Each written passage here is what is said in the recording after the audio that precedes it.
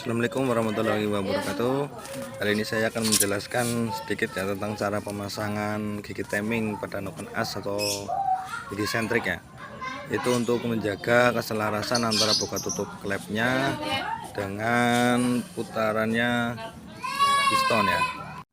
Sebelum kita mulai, kita pastikan dulu ya noken as itu pada posisi yang netral ya, artinya bebas, artinya tidak tertekan sama ini templarnya ya, atau rocker armnya. Jadi pada posisi ini klep yang intake sama yang exo itu sama-sama menutup. Kemudian kita posisikan posisi piston itu ke posisi time ya lur ya. Kita bisa lihat itu dari sisi blok magnetnya ada simbol huruf T ya, itu yang ada pada magnet, itu bisa lihat di kolom di lubangnya itu.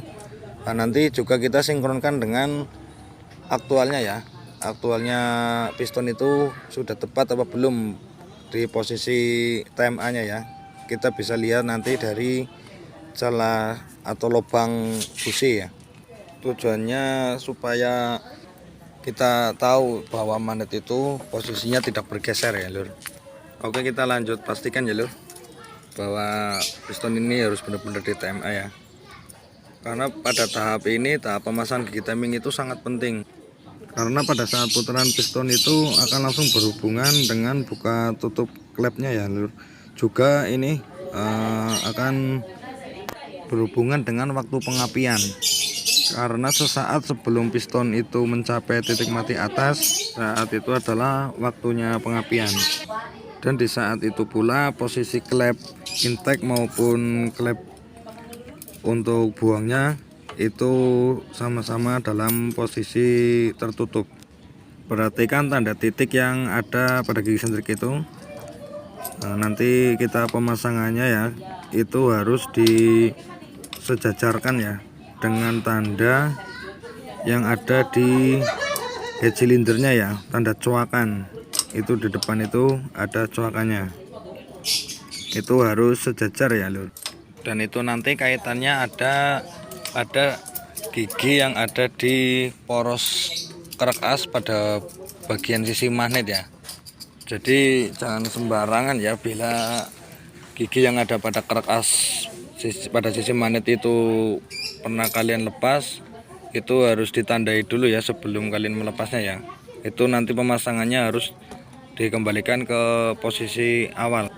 Jika bergeser satu mata saja itu nanti akan merubah waktu buka tutup klepnya juga ya. Jadi pengaruhnya timing itu bukan hanya pada gigi timing yang ada di depan ya. Dan jangan lupa kita harus selalu mengecek atau memastikan antara posisi piston dan posisi gigi sentriknya itu ya. Nah, itu harus posisinya sejajar. Gambaran pada posisi saat ini ya, itu posisi piston pada posisi TMA setelah proses pembakaran.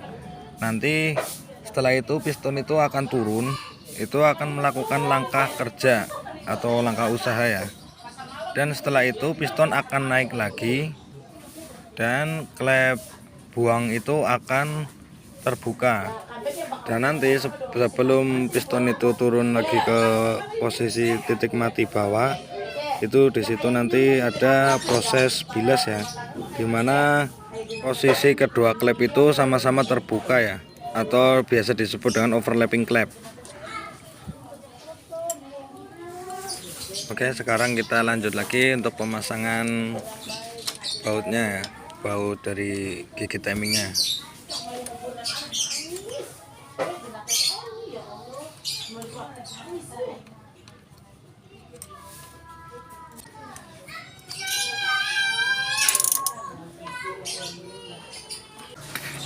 Setelah semua baut kita kencangkan, jangan lupa kita tetap ngecek lagi ya lur, sesuai dengan prosesnya atau enggak ya, atau tahapan-tahapannya ya. Dan juga untuk memastikan bahwa klep itu tidak beradu dengan piston ya. Karena apa? Karena yang dikhawatirkan kita ada kesalahan dalam memposisikan gigi timing tersebut ya. Ya, karena kalau sampai klep itu beradu dengan piston ya pasti piston itu dan klep itu juga akan bengkok ya, piston pecah, klepnya bengkok.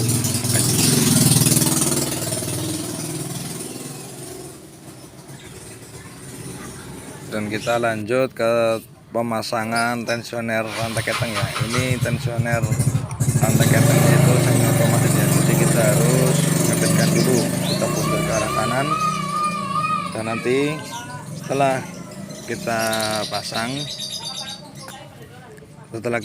itu nanti kita puntir lagi pakai obeng min ya.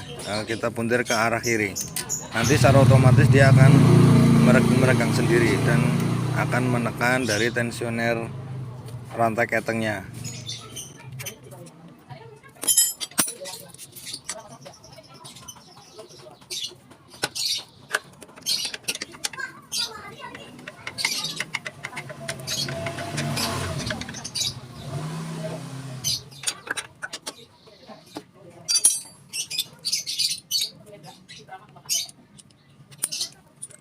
Oke, sekarang kita kendorkan dari setelan rantai ketengnya itu tadi supaya batang penekannya itu menekan rantai ketengnya.